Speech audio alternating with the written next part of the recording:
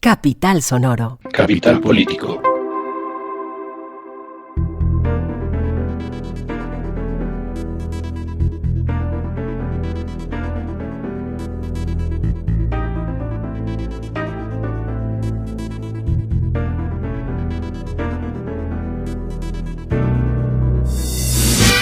Capital Político es un podcast que 2 veces a la semana analiza las noticias más importantes de Colombia, Bogotá y el mundo.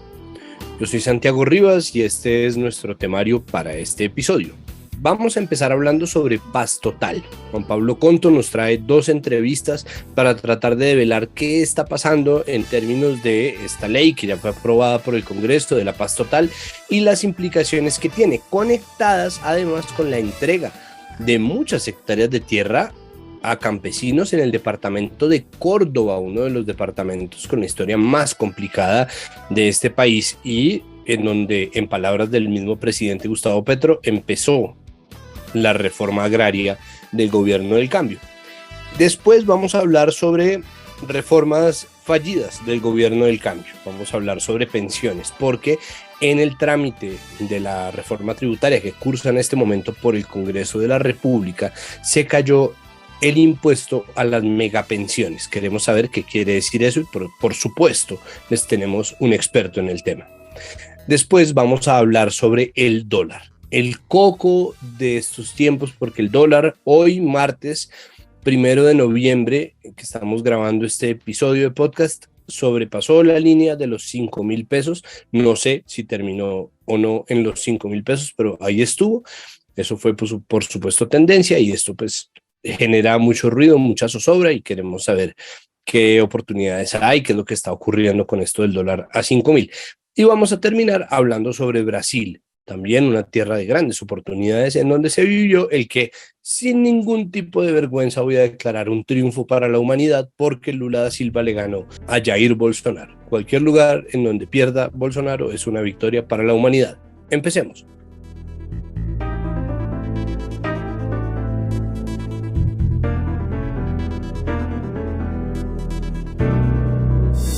Como les había dicho, empezamos con el tema de la paz total, conectado con el comienzo de la reforma agraria del gobierno Petro.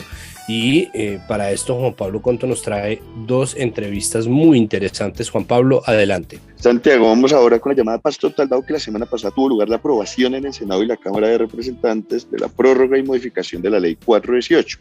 Para esto nos acompaña Marina Gallego, coordinadora nacional en Ruta Pacífica de las Mujeres. Marina, ¿cómo está? Bienvenida al Capital Político. Pues bien, muy bien, por acá trabajando y haciéndole a todas las tareas que hay que hacer.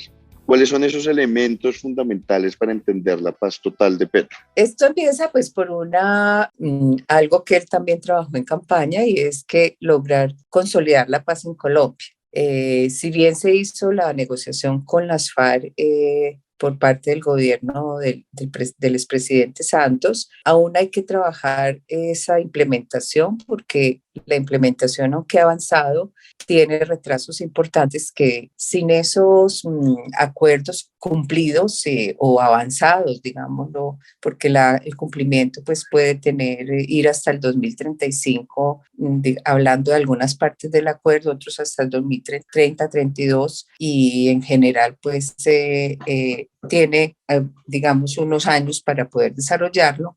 Sin esas premisas es muy difícil hablar de una paz, sobre todo territorial. Y yo creo que el presidente Petro es muy consciente de ello, desde su campaña y desde su visión, pues para poder avanzar en las otras propuestas que hizo en campaña referidas al cambio climático y referidas a la igualdad. Si no se nivelan territorios que están por abandono del Estado, por falta de Estado en estos territorios, pues es difícil consolidar la paz. Ese es un elemento. El otro elemento es que, según la Cruz Roja Internacional, Colombia tiene 5 conflictos armados actualmente, caracterizados estos por estos grupos armados, están organizados, tienen mando. Estos son como elementos del derecho internacional humanitario, no solo como actividad criminal, que también lo es, sino que tienen una afectación directa sobre territorios completos.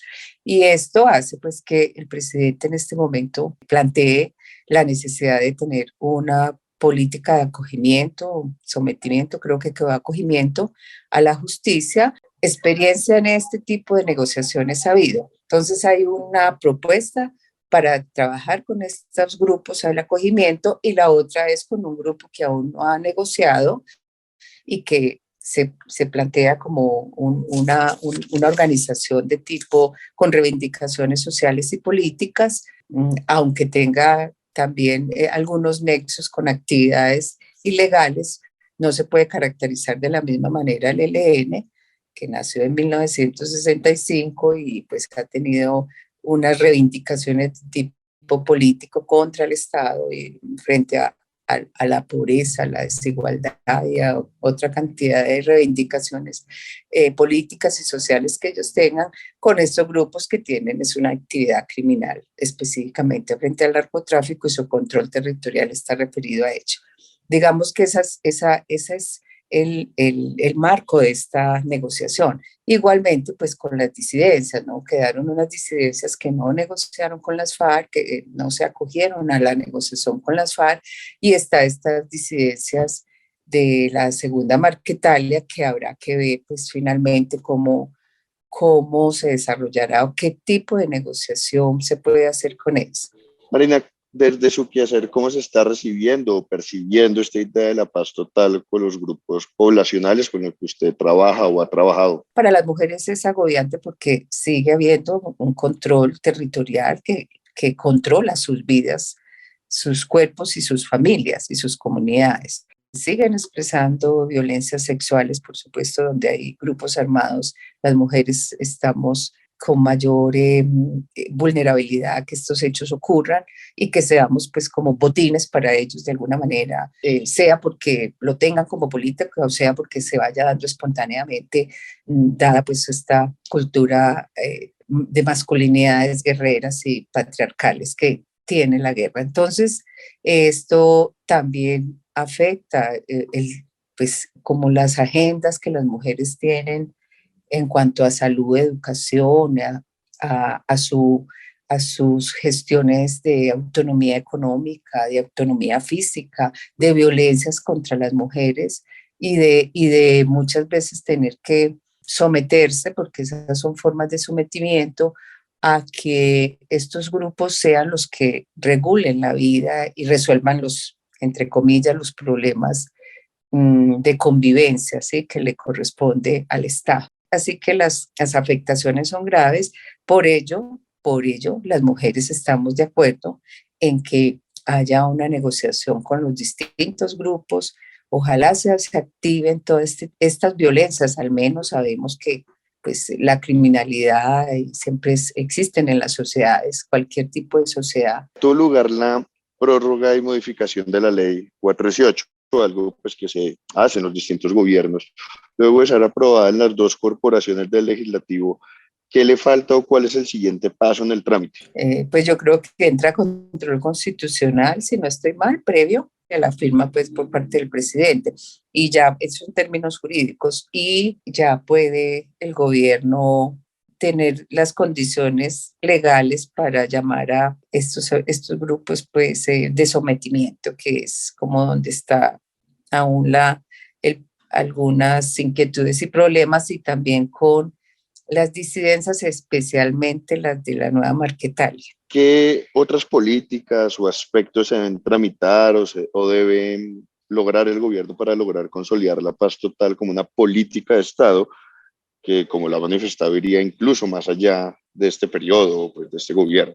Sí, pues yo creo que uno es el cumplimiento del acuerdo. Creo que están haciendo la tarea, empezando a hacer la tarea en términos del punto 1 del acuerdo de paz, que tiene que ver con la tierra. Ya sabemos que un factor de persistencia del conflicto armado, y esto lo dice la Comisión de la Verdad, también los invito a que lean los hallazgos y les invito los hallazgos de la comisión, el capítulo de No Matarás y un capítulo también importante, el de las mujeres, ¿no? Mi cuerpo dice la verdad, o mi cuerpo es la verdad, creo que es que se llama.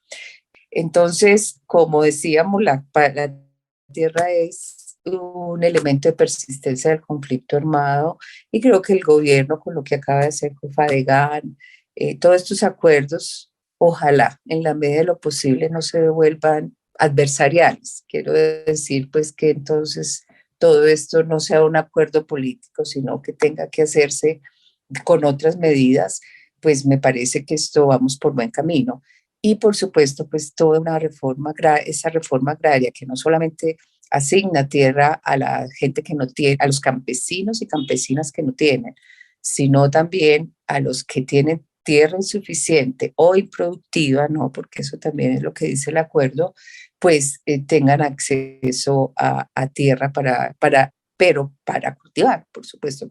Perfecto. No, Marina, pues muchísimas gracias por acompañarnos en Capital Político y espero que podamos seguir conversando en un futuro.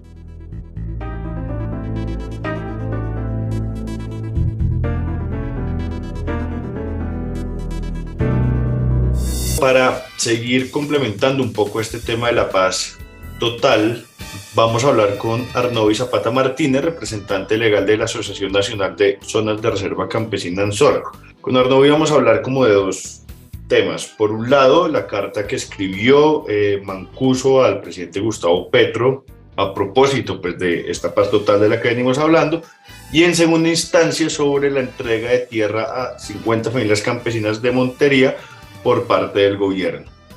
Le damos entonces la bienvenida a Arnovi Zapata. Arnovi, ¿cómo está? Bienvenido a Capital Político. Muy buenas tardes. Pues bien. Aquí por muchas situaciones complejas, pero trabajando efectivamente con las organizaciones campesinas y pues ahí intentando entender el nuevo panorama político. Muchas gracias por la invitación.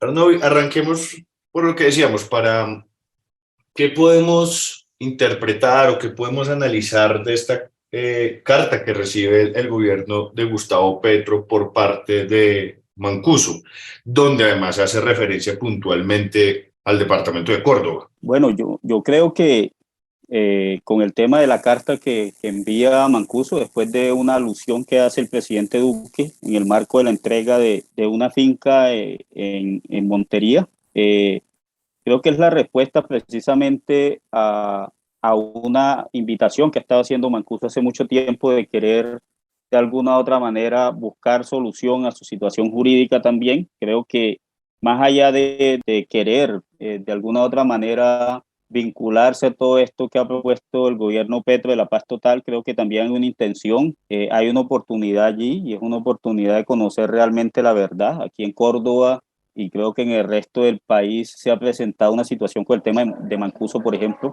en el hecho de que Mancuso, incluso para mejorar su situación jurídica, se ha echado muertos que no son de él y además de eso ha querido incluso reconocer víctimas que no tienen nada que ver con su accionar, incluso ha reconocido víctimas hasta de la FARC para acceder, digamos, que a mejorías en su situación jurídica, y creo que es lo mismo que está intentando en el gobierno Petro, intentarse acomodar también a este nuevo escenario político que le permita de alguna u otra manera cobrar vigencia en el marco de esta nueva política de paz que emprende el gobierno Petro, y pues sienten la necesidad de recobrar vigencia política, pues obviamente han perdido, digamos, que todo ese accionar político y digamos de relacionamiento con la institucionalidad que tenían en gobiernos pasados, y creo que es la intención de Mancuso volverse a reacomodar políticamente o digamos en la opinión pública en el marco del gobierno Petro. Y en ese sentido, ¿cómo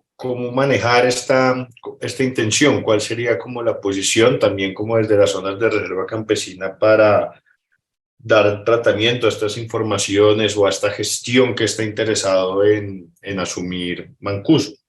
Pues yo creo que para el momento político es importante que personajes como Mancuso ayuden precisamente a entender las formas en las que se puede abordar el tema de la paz total, porque es un tema complejo, más que todo en el escenario actual del país. Hay muchísimos grupos armados, parte de ellos pueden incluso sentir o generarle confianza la llegada de Mancuso, aunque en otros pueda generar también algún tipo de desconfianza, pero sí puede acercar de pronto a algunos sectores que no se han bajado de ese tema o de esa ideología de paramilitarismo que existía anteriormente. Entonces yo creo que puede ser importante la gestión de Mancuso en torno a buscar acercamientos con actores armados en los que él tenga afinidad todavía desde la cárcel incluso, o desde el escenario donde esté en este momento, también puede ser importante incluso para que las víctimas por fin conozcan la verdad de lo que ha pasado en el departamento de Córdoba. Yo creo que debe abordarse desde un compromiso total por parte de Mancuso de decir la verdad y de aclararle muchas cosas a las víctimas del departamento de Córdoba que siguen allí sin saber, digamos, cuáles fueron los autores intelectuales de las masacres que hubieron en Córdoba, cuáles fueron los autores intelectuales de los homicidios selectivos que hubieron en el departamento de Córdoba y cuál fue el relacionamiento real con nombres propios que tuvieron los paramilitares acá en el departamento y en el resto del país. Pasemos ahora a hablar de la entrega de la tierra a 50 familias campesinas de Montería por parte del gobierno. En su discurso, Petro señaló que esta acción hace parte de la reforma agraria integral, de la paz total que ya estamos conversando. ¿Cuánto tiempo tomará hasta saber que es verdad lo que Petro afirmó? Para tener una reforma agraria en Colombia, precisamente todavía tarda unos años, precisamente porque eso debe partir desde una aprobación del proyecto ley, del proyecto que se presenta de reforma agraria ante el Congreso de la República, pero sí creo importante que los recursos precisamente que tiene la SAE, que incluso no hace parte del sistema de reforma agraria. La SAE pues hace parte del Ministerio de Hacienda, hay que entender eso para comprender que lo que hicieron en Montería no fue una entrega de tierra directamente a los campesinos, que a ese proceso todavía le falta muchísimo, porque para que esa entrega de tierra se pueda hacer a los campesinos, esa tierra debe subsanarse y pasar a la Agencia Nacional de Tierra, que es la única autorizada para entregar tierras en Colombia y que hace parte de la reforma agraria. Lo que hicieron en Montería fue básicamente entregarle unos predios a unos campesinos en términos puede decirse, de uso de esos predios, pues a cambio en temas como de arrendamiento para que, o de comodatos para que esos campesinos pudiesen hacer uso de esas tierras, pero de ahí para que el campesino sea el dueño, tenga su título, pues todavía falta un proceso largo que me imagino es el que están intentando revisar entre la Agencia Nacional de Tierra y la SAE cómo se da. Lo que está haciendo la SAE es cederle esos predios a los campesinos para que los campesinos los trabajen, cosa contraria a lo que se hacía antes, que era entregárselos a una empresa o a quien tuviera la facilidad de pagar un arriendo. Ahora no viendo esa conversación que habla que se está teniendo en SORC o con distintos movimientos campesinos, ¿qué cuánta tierra se espera que sea adjudicada dentro de estos procesos? Mira, la cantidad de tierras en hectáreas no tengo con precisión. Hasta ahora las organizaciones estamos intentando ubicar predios que estén cercanos a zonas de reservas campesinas, en el caso de Ansor, que estén cercanos a zonas de reservas campesinas o cercanos a territorios donde se ha hecho sustitución de cultivo, para solicitarle a la SAE que utilice, digamos, que la misma figura que se utilizó en Montería a través de Fensuagro y otras organizaciones acá, agrarias también, para que esos predios se le den, por ejemplo, a personas en proceso de sustitución de cultivos de coca o a personas que no tienen, digamos, dónde hacer incluso proyectos productivos del mismo Estado que le ha dado a campesinos a través de sustitución de cultivos, pero que los campesinos no tienen ni idea dónde van a hacer esos proyectos productivos. Estamos ubicando, digamos, que fincas que pueden, digamos, tener extensiones de tierra de 200, 300 hectáreas que han estado en manos de los amigos de los alcaldes, de los gobernadores, de empresarios de la región, y pues estamos intentando hacer todo ese proceso que nos permita que esos predios, números no, pero nosotros tenemos identificado alrededor de unas 10 fincas. Arnaud, ¿cómo garantizar que no va a ser solo otro paso pues, en la constante reforma contra reforma y que se ha vivido particularmente en un departamento como Córdoba, donde históricamente había un gran conflicto alrededor de la tierra y un acaparamiento importante alrededor de la tierra? Bueno, mira, nosotros podemos entender lo que está sucediendo con el tema de la SAE como solo un pequeño aporte de una entidad que hace parte del Ministerio de Hacienda, que está para generar ingresos, un pequeño aporte a la falta de oportunidades que tienen los campesinos hasta ahora para acceder a la tierra. Yo no creo que desde allí se inicie una reforma agraria. Las reformas agrarias necesitan mucho más que eso, como tú lo estás diciendo. Esto puede ser, digamos, un paso de voluntad del gobierno para mostrar hacia dónde quiere ir con una reforma agraria, pero para que exista una reforma agraria en Colombia, eso tiene que aprobarse un proyecto de ley, se tiene que hacer, digamos, que por vía de Congreso y que eso quede, digamos, que en el tema, en el tema de las leyes que se creen en Colombia, tiene que ser por ley, porque efectivamente no solo este tema de la SAE puede solucionar el problema de tierras, aquí hay otras cosas sobre las que discutir para que se dé una reforma agraria en Colombia. Por ejemplo, primero, ponerse a cumplir con la reforma rural integral del acuerdo de paz, que eso de alguna u otra manera daría oxígeno para coger fuerzas y proponer una reforma agraria mucho más estructural. Arno, y para terminar, ¿cómo está la situación ahorita puntualmente del departamento de Córdoba y pues desde la experiencia de los territorios donde ANSORC trabaja puntualmente? Bueno, mira, en términos de seguridad como tal, o en términos del accionar de grupos armados, pues hay una situación complicada, incluso en todo el país. Los territorios campesinos donde trabajamos nosotros, en las zonas rurales, pues básicamente todas están copadas por grupos armados al margen de la ley. En el departamento de Córdoba especialmente hay un monopolio del uso de las armas. En vez de estar en la mano del Estado, está en manos de las autodefensas gaitanistas, que son las que ejercen control sobre los territorios del sur de Córdoba, y ese control territorial incluso está calando en todas las esferas de la vida política y social de las comunidades que viven en ese sector. Perfecto, Arnovi, muchísimas gracias por acompañarnos en Capital Político y esperamos volver a conversar con buenas noticias. Muchísimas gracias a ustedes.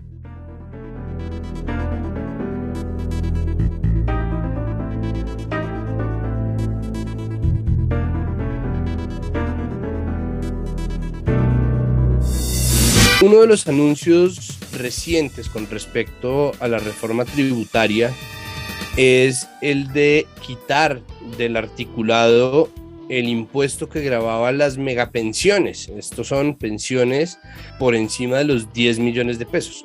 Hay que entender primero que esto no se lo gana casi nadie. Tener una pensión por encima de los 10 millones de pesos es un prodigio en Colombia. Tener una pensión es un poco raro ya, imagínense pues así de altas.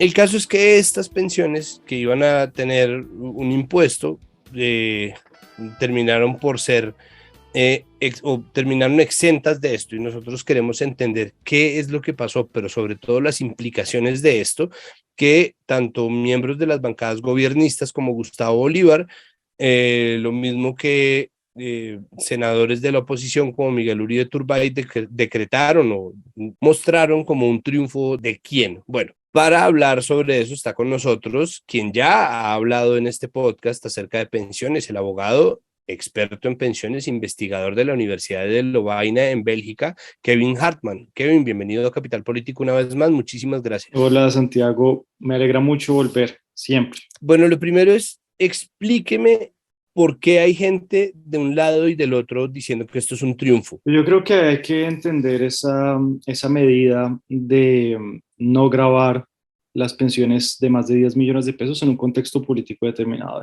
Creo que la razón por la cual todos los partidos políticos, no hubo uno solo, ¿no? El Partido Liberal, el Partido Conservador, todos los partidos políticos salieron a decir que era un gran triunfo de la democracia haber quitado ese impuesto a las pensiones más altas. Esencialmente se traduce en que no entendieron de qué iba esa propuesta. Quiero creer que es eso y no creer que hay mala fe detrás de los congresistas que salieron a felicitarse a sí mismos por haber tumbado una medida que potencialmente era muy bondadosa.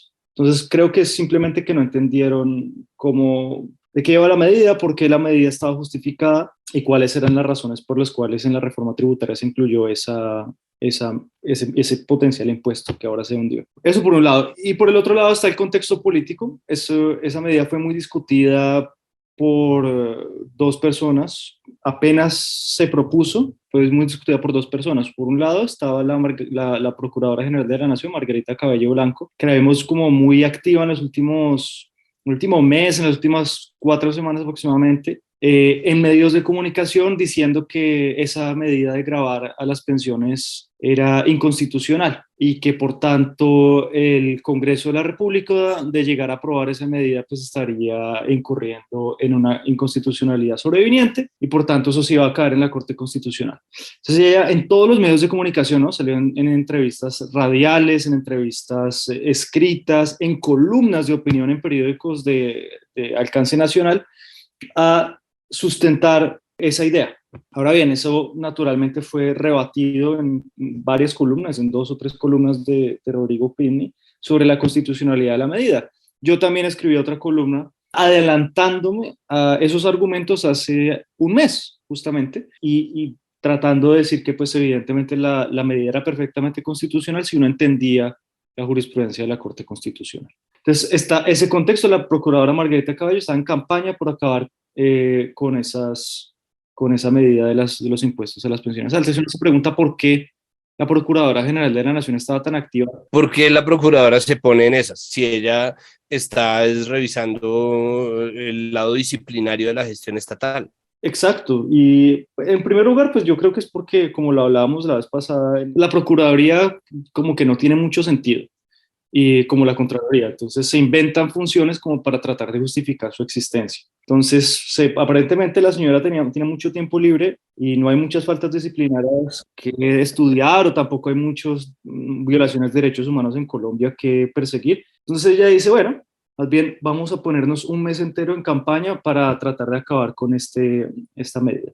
Y hace poquito salieron las llaves, encontramos las llaves en una investigación que hizo la silla vacía, en donde encontramos que la Procuradora General de la Nación, cuando sale de la Corte Suprema de Justicia y antes de asumir el Ministerio de Justicia del gobierno del presidente Duque, o sea, eso fue aproximadamente 1 año y medio antes de posesionarse como Procuradora General de la Nación, se pensionó. Y su pensión está tasada aproximadamente en 18 millones de pesos. Es decir, la pensión de la procuradora entraría dentro de los montos en los cuales esa propuesta de gravar pensiones altas, pues ella se vería afectada. Pues una hipótesis como muy evidente es, bueno, ella estaba tratando como de litigar en causa propia, usando el poder de la Procuraduría para eso. Y hay que acordarse de lo siguiente, la Procuraduría hoy en día, si bien ya no puede destituir a los funcionarios elegidos popularmente, sí los puede suspender y sí puede abrirles investigaciones. Entonces, yo pues lanzo una hipótesis y es que, bueno, ella está litigando en causa propia y además estaba advirtiéndole a los congresistas que de aprobar un artículo que en su juicio era inconstitucional, pues ella podía utilizar el poder disciplinario de la Procuraduría y pues que se atuvieran a sus consecuencias. Entonces, una de las hipótesis por las cuales yo creo que ese artículo se cayó y todos los congresistas estaban felices era justamente para poderle darle un guiño a la Procuradora y decirle, tranquila, la escuchamos, no se preocupe y aquí ganamos todos. ¿Sí? Usted no nos molesta mucho a nosotros, nosotros no la molestamos mucho a usted y aquí nada pasó. Pues me gustaría que pasáramos entonces pues a lo lógicamente consecuente y es ¿qué implicaciones tienen que se haya caído esto de las megapensiones? Creo que hay un problema muy grande y muestra un déficit democrático de cómo se ha discutido y decidido varios artículos de esta reforma tributaria. Es que por un lado el gobierno nacional simplemente decidió hundir ese impuesto sin justificarlo. A la fecha no hay un solo pronunciamiento del gobierno nacional, de ningún funcionario del gobierno nacional, ni el director de la DIAN, ni el ministro de Hacienda, ni ningún funcionario del gobierno nacional que nos haya justificado por qué se cayó ese impuesto. En el debate de un tema tan sensible como el tema pensional, la falta de argumentación o de deliberación sobre medidas puede llevar a enormes confusiones sobre las consecuencias de esas medidas. Y si el gobierno, como lo dijo en campaña, quiere presentar una reforma estructural al sistema de pensiones, va a necesitar tomar decisiones y explicar por qué, o va a tener que tomar decisiones y explicar por qué las tomó de esa forma. Por último, ¿qué chances hay de que esto se revierta? ¿Qué chances hay de que vuelva? Eso ya se quedó de este tamaño, ¿verdad? Yo creo que sí. No he visto el primer congresista que se la pela por poner una proposición nuevamente y hacerla aprobar, porque son 3 pasos. A un congresista que todavía no lo hay le correspondería presentar una proposición, hacerla aprobar por el ministro de Hacienda y aún en ese caso, habiéndola aprobada por el ministro de Hacienda, hacerla aprobada por toda la plenaria de la Cámara en la que esté, ya sea Senado o Cámara de Representantes. Aún así, le correspondería conciliar esa medida con el texto de la otra Cámara. Si en el Senado se rechaza, por ejemplo, en la Cámara se aprueba, entonces les tocaría conciliar los textos. Y en esa conciliación también tienen que negociar los conciliadores sobre si esa medida va o no va. Pues Kevin, muchísimas gracias. Usted sabe que cuenta con nosotros también para cuando haya algo que usted sienta que no estamos explicando y deberíamos, porque francamente se nos escapa la mitad, porque pues bueno, y esperemos a ver que al menos entre a las bancadas de gobierno un solo filósofo ateniense tributarista, que sería genial. Muchas gracias por la invitación, Santiago, nos estamos escuchando entonces.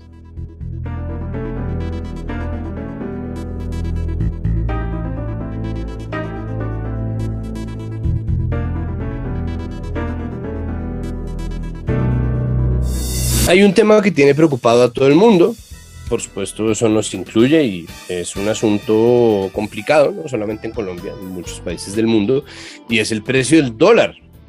Esta crisis de devaluación cuasi global, porque hay algunas monedas que han logrado permanecer fuertes, pues obviamente está tocando a Colombia de forma especial, y pues nosotros, más que ponernos a pelear por quién tiene exactamente la culpa, aunque tenemos que hablar de las causas, queremos saber pues cuáles son las proyecciones y cuáles son las posibilidades que este escenario nos está entregando. Para hablar sobre esto se encuentra con nosotros un habitué de estos micrófonos, el director de Colombia Risk Analysis, Sergio Guzmán. Sergio, bienvenido otra vez a este podcast que es el suyo, aunque usted tiene otro. Santiago, muchas gracias. Es un placer estar acá y un saludo muy afectuoso a todos los oyentes. Bueno, Sergio, lo primero es, ¿qué se está esperando del dólar? ¿Qué tanto va a crecer?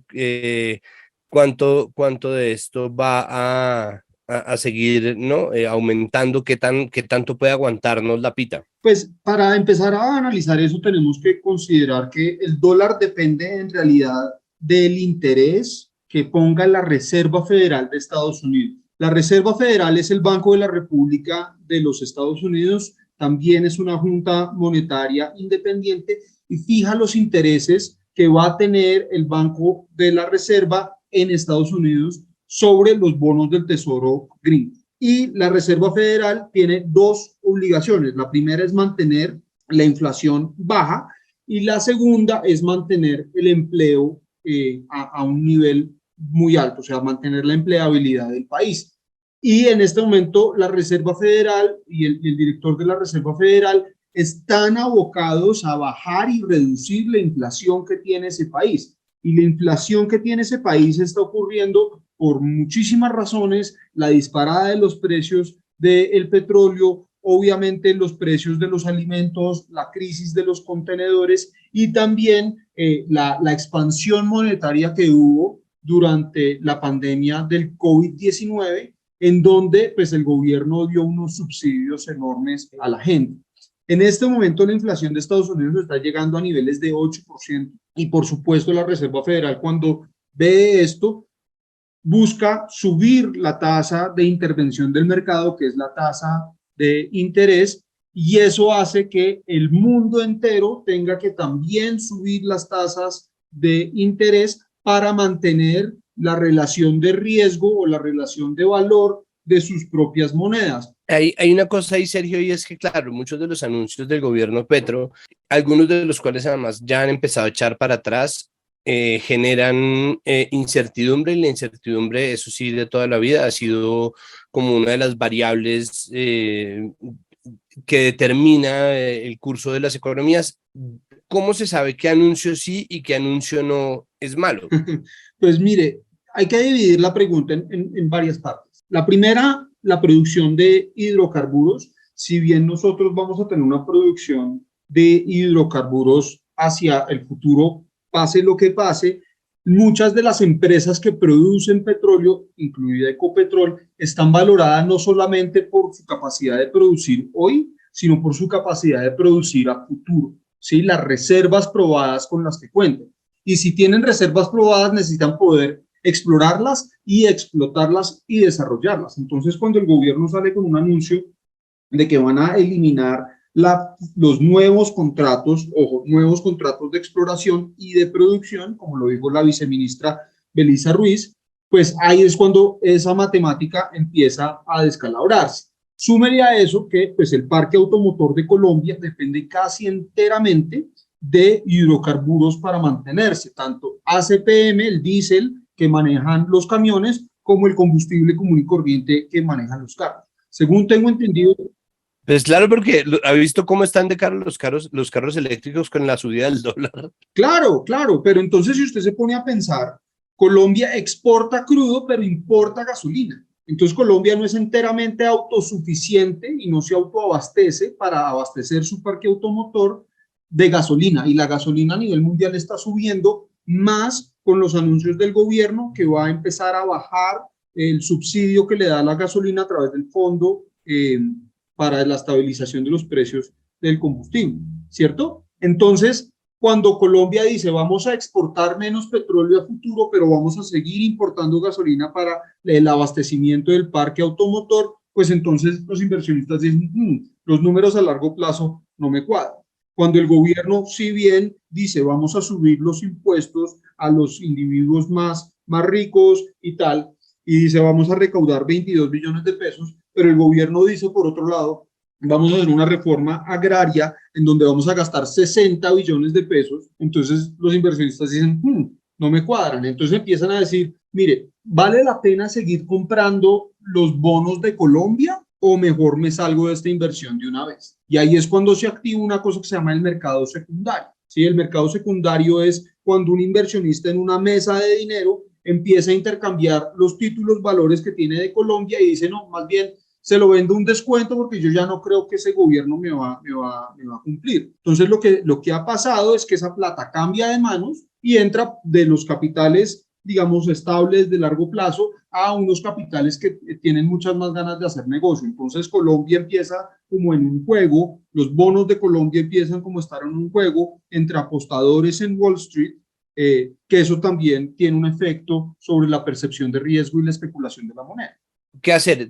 ¿Cómo equilibrar la labor o el mandato que recibió el gobierno con el asunto de los dólares? Pues mire, Santiago, aquí en el fondo hay un asunto de credibilidad, porque al principio, cuando Petro decía algo y después el ministro de Hacienda, José Antonio Ocampo, salía a desmentirlo, la gente decía, uy, me voy con lo que dice Ocampo, ¿cierto? Pero los asuntos de que Ocampo empieza a desmentir a Petro se han vuelto tan recurrentes que ahora los inversionistas están diciendo, no, un momentico, yo necesito oírlo de Petro. O sea, yo no necesito que Ocampo alguien me diga, no, sí vamos a hacer nuevos contratos de exploración, eso que dijo la viceministra es una pendejada. Lo que necesita el mercado oír es que Petro diga, ¿sabe qué? Sí vamos a hacer nuevos contratos de exploración de petróleo. Y llegar a ese nivel va a ser un poquito más difícil porque el asunto de credibilidad es uno grave. Que lo haya dicho, por ejemplo, el jefe de crédito público del Ministerio de Hacienda, que esa idea de los nuevos contratos, de no hacer nuevos contratos, pues no tiene el mismo valor que lo diga el presidente. Entonces, desafortunadamente, en este momento los mercados quieren oír como cierta seguridad del gobierno en cabeza del presidente de que no van a buscar implementar estas políticas que consideran tontas o torpes. Con los muchísimos niveles de desinformación que están surgiendo a partir de toda esta cuestión del dólar. Es decir, ¿qué hacer con eso? Es decir, ¿qué hacer con ese tipo de cosas? Porque siento que hay un punto en el que enunciar que el gobierno sube el dólar solamente hace que el dólar suba más, como que eso es muy fácil volverlo o sea, desencadenarlo o desbocarlo, o yo estoy equivocado, los medios aquí no tienen ningún tipo de papel ni ningún tipo de responsabilidad. No, yo creo que, digamos, el medio nacional juega un papel generando temor adentro, pero aquí lo que importa no son tanto las percepciones desde adentro, sino las percepciones que hay desde afuera del país. Y pues la gente de JP Morgan, de Citibank, de Morgan Stanley no están pegados de Vicky Dávila diciendo, uy, ¿qué va a decir Vicky en este momento? Ellos están mirando los anuncios del presidente, ellos están mirando la viabilidad de que pasen las cosas en el Congreso, están escuchando lo que dice José Antonio Ocampo, Entonces estos mensajes que pues a muchos en Twitter los indignan, pues no es lo que está moviendo el mercado se está moviendo por fundamentales, el mercado se está moviendo por lo que está pasando entre la guerra de Rusia y Ucrania, el abastecimiento global, lo que está pasando en China, lo que está pasando en la Reserva Federal, es decir, el contexto nacional y digamos, todo lo que nosotros a veces sentimos que está, digamos, colapsando aquí adentro, los mercados no están percibiéndolo de la misma forma. Los mercados escuchan los mensajes y conectan los puntos con lo que está pasando en la economía global y tratan de tomar decisiones que a sus inversionistas les van a generar mayor retorno. Perfecto, pues Sergio, muchísimas gracias. Muchas gracias siempre, muchas gracias esta vez porque no solamente lo sacamos de su itinerario habitual, sino que este es un tema que de verdad está generando muchísimo miedo y muchísima zozobra y pues bueno, tantas herramientas como podamos dar, estamos felices de darlas. Entonces pues nada, muchas gracias, espero que pronto nos volvamos a escuchar por acá. No, usted Santiago, y quería terminar diciendo una cosa que ya dije en Capital Político una vez. Este no es un momento para paniquearse, este no es un momento de zozobra, es un momento para sentar y calcular con cabeza fría qué opciones hay. Y Colombia siempre ha sido un país de décadas, no ha sido un país de trimestres o un país de corto plazo. El país está encaminado en una dirección que indudablemente para mí es positiva en el largo plazo, pero sí va a haber muchísimo ruido en el corto plazo que genere distracción, que genere ansiedad, que genere incertidumbre, y pues el mercado también recoge un poquito eso.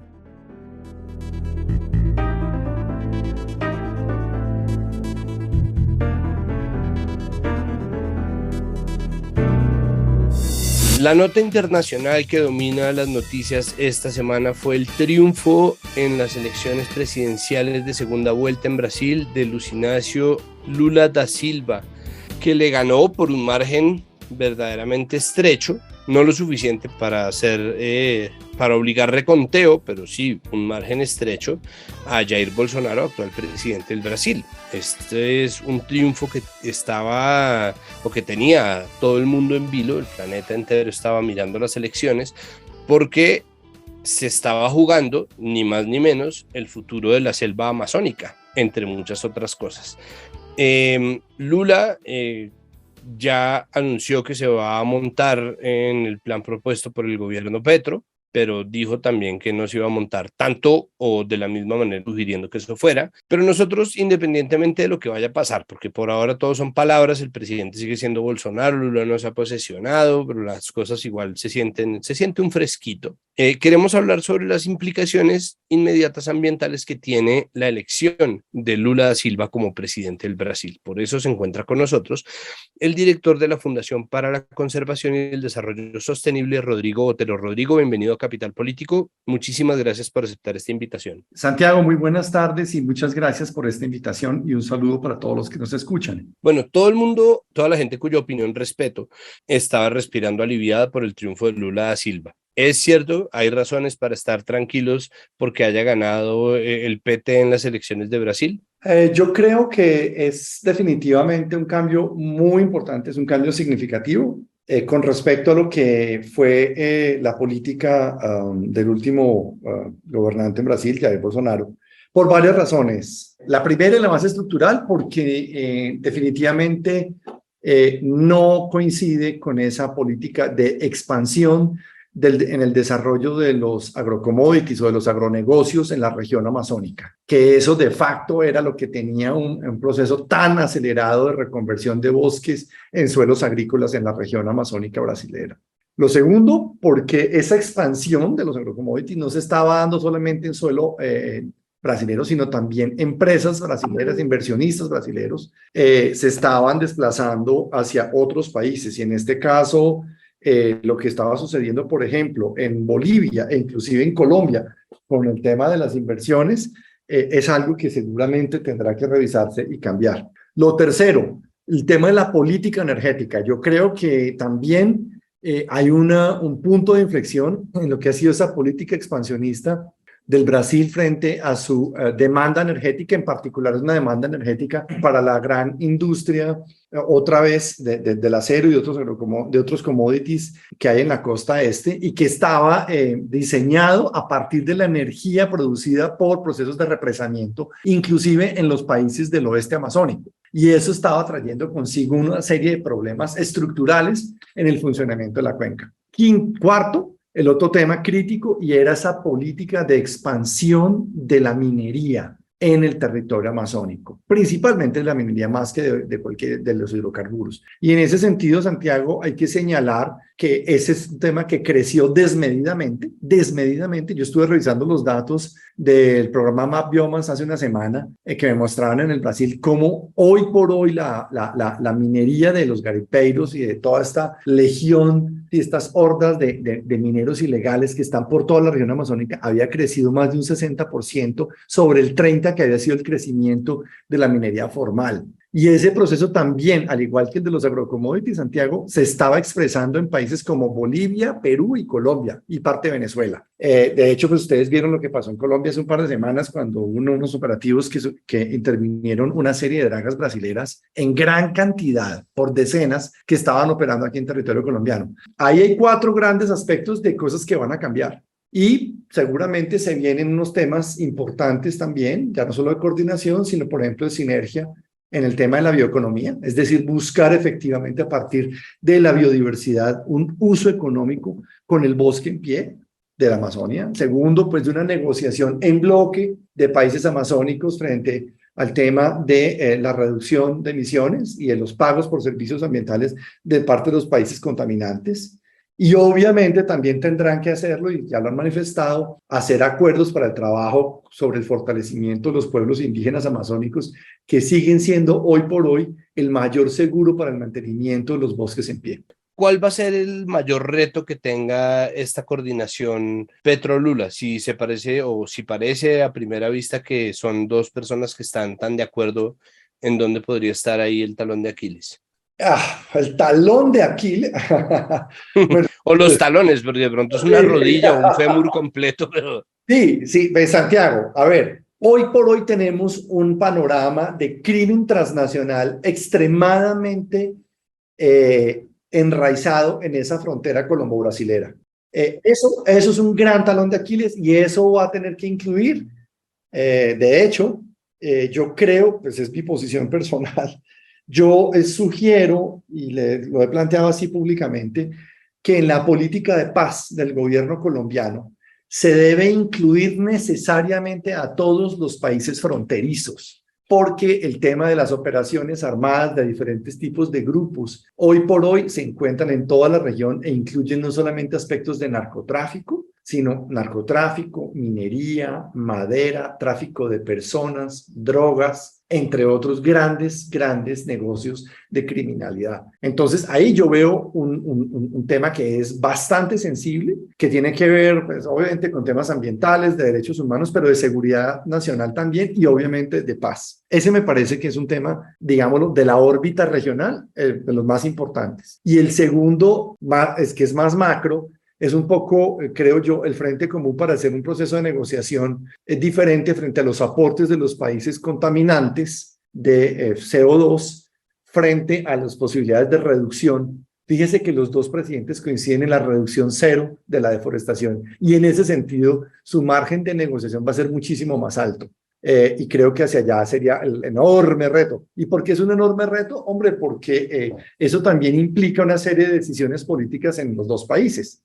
Hay dos cosas que me llaman la atención. Lo primero es, nosotros venimos hablando regularmente desde que este podcast era un programa llamado Puntos Capitales en 2020. Y una de las cosas que usted me hablaba sobre deforestación era que no solamente bastaba con parar la deforestación, ¿no? Como entregar un no crecimiento de las hectáreas o del área deforestada, sino además con empezar a restaurar áreas previamente deforestadas. Entonces, ¿hay qué? Es decir, ¿qué hay que hacer para empezar a reforestar para que podamos tener no números rojos menores, sino verdaderamente números negros? Pues Santiago, ahí creo que hay una de las grandes oportunidades. ya no tanto como talones de Aquiles, sino de oportunidades. Mire, las áreas que hay conjuntamente, además donde se puede compartir información, tecnología, investigación,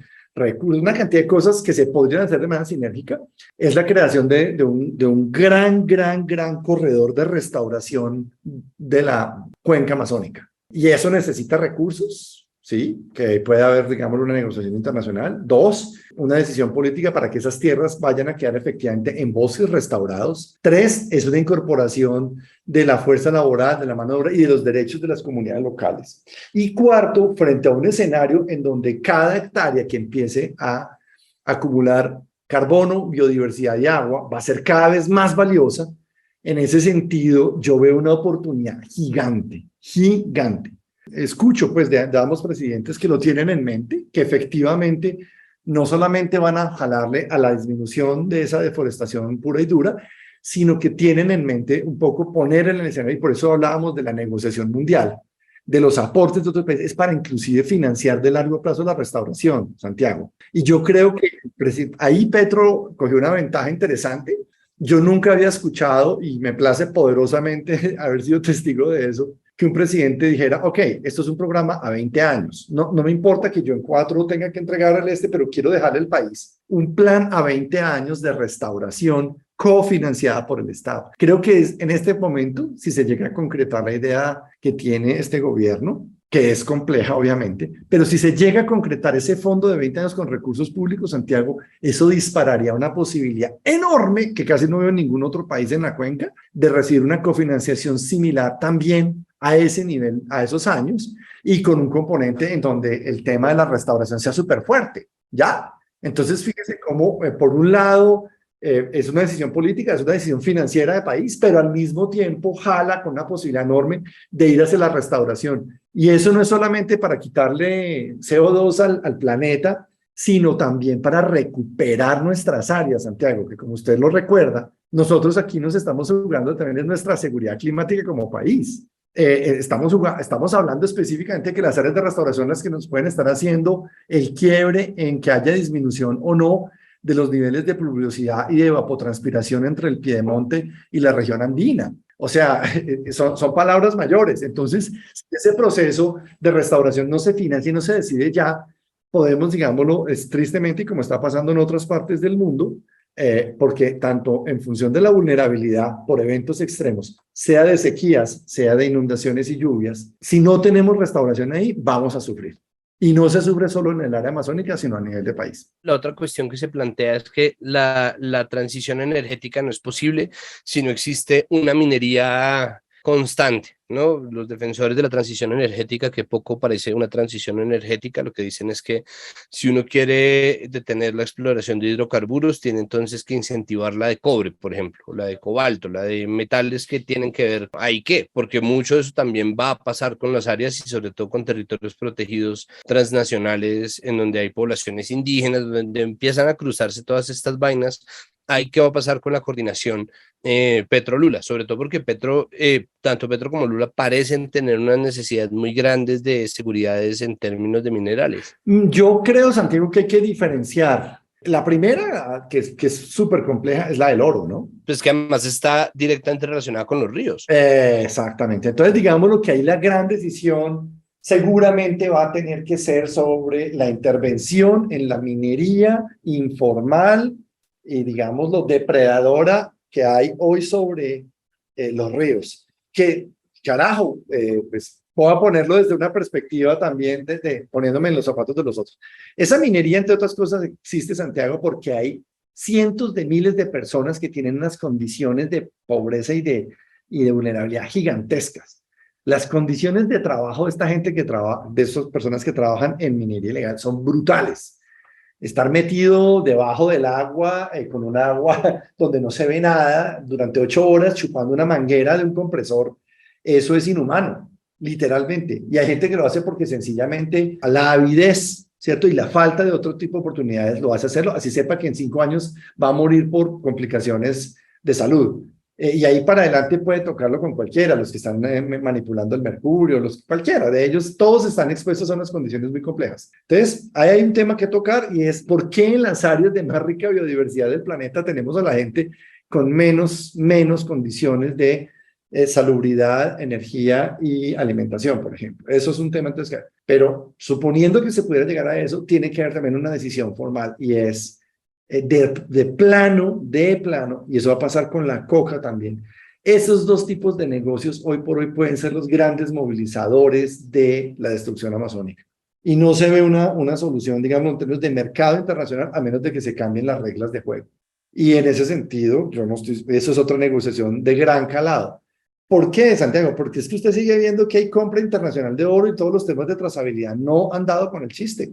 O sea, hoy por hoy el mercado del oro sigue estando muy alto, se sigue comprando, es una moneda alterna y esa presión se está traduciendo directamente en estos territorios. Y ahí tendrá que haber, yo creo, un balance entre la política de protección sobre los territorios indígenas, sobre los ríos, sobre las áreas protegidas, porque además nos está dejando un pasivo ambiental y social que puede ser más costoso que el mismo oro. Eso es clarísimo. O sea, ya las manchas de degradación por contaminación de mercurio son una cosa salvaje.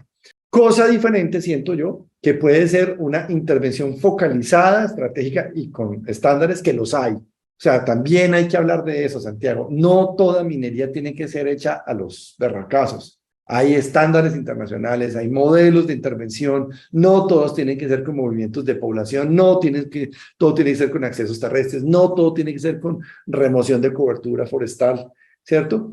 Y seguramente se tendrá que definir el ordenamiento, dónde y cómo se puede hacer qué tipos de minería para la transición energética. Es lo que me parece que es el gran reto, y en ese sentido estamos todavía en pañales, porque Colombia generalmente opera en torno a los resultados de la exploración, y la exploración es a rajatabla, no necesariamente focalizada. Entonces, creo que allí hay una necesidad para ambos países.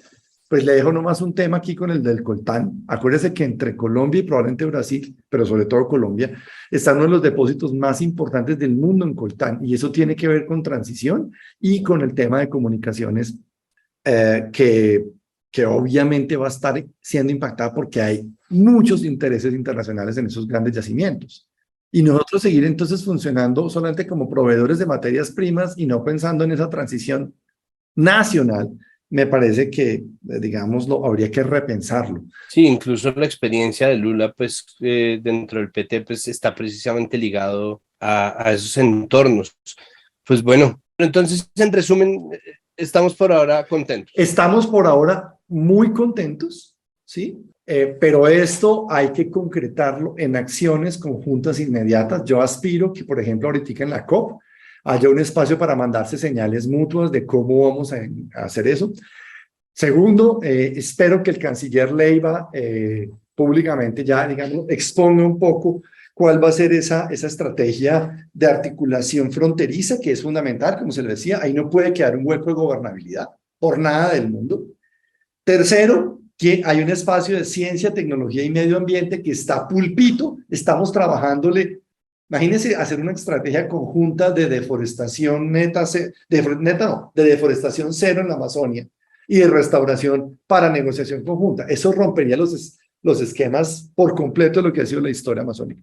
Entonces, veo grandes oportunidades, necesitamos concretarlas, que haya responsables de gobierno que entiendan esto como probablemente una de las alianzas más importantes que tendríamos en Latinoamérica. Bueno, pues esperemos que así sea y que estas señales conjuntas pueden llegar más rápido gracias a un yacimiento bien manejado de coltán. Rodrigo, muchísimas gracias. Listo, Santiago, que tengas muy buena tarde. Muchas gracias por todo.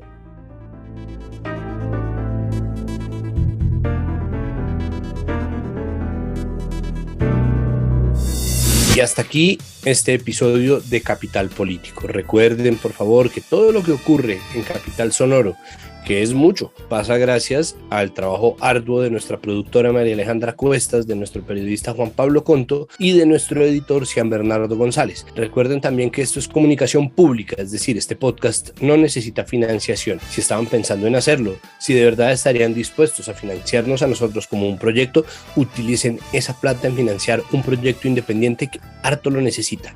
Lo que nosotros les pedimos es que por favor nos recomienden, que si en la plataforma en la que ustedes escuchan podcast existe un sistema de calificación y reseña, nos califiquen y nos reseñen, que por favor le peguen el enlace de este episodio a la gente de ese chat con el que ustedes discuten y que no saben cómo es que hacen parte. Ahí está perfecto, en sus redes sociales, mejor dicho, donde puedan, ayúdennos a que crezca la comunidad en torno a este podcast, y de esa manera vamos a hacer crecer también la audiencia y la conversación y las posibilidades de este proyecto llamado Capital Político.